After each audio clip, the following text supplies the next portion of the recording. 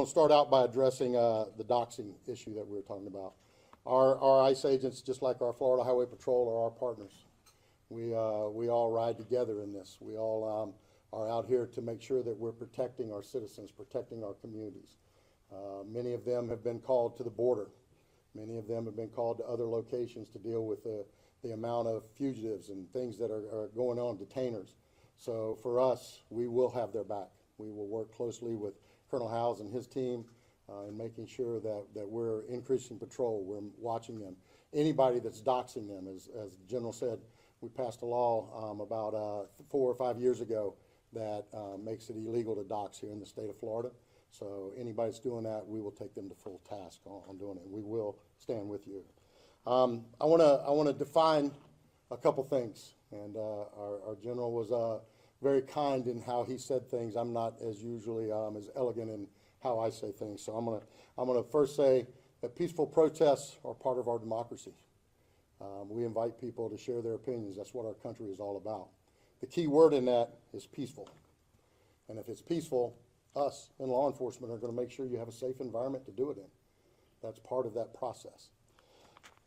If you let it turn violent, whoo, you do not want to do that in Brevard County. I'm going to tell you that, and I believe I can speak for my fellow sheriffs around the rest of the state. You don't want to let it happen.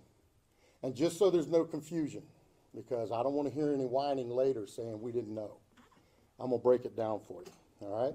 Because as you watch these riots unfold across the rest of the country, what you are seeing is buildings being burned down, police cars being bricked, having explosive devices thrown on them, having fire, guns pointed at them, bricks thrown at them, all and on. So I'm gonna break it down for you, all right? And if somebody wants to know what I mean by turn violent, all right, this is what I mean.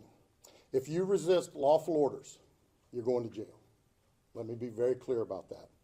If you block an intersection or a roadway in Brevard County, you are going to jail. If you flee arrest, you're going to go to jail tired, because we are going to run you down and put you in jail. If you try to mob rule a car in Brevard County, gathering around it, refusing to let the driver leave, in our county, you're most likely going to get run over and dragged across the street. If you spit on us, you're going to the hospital and in jail.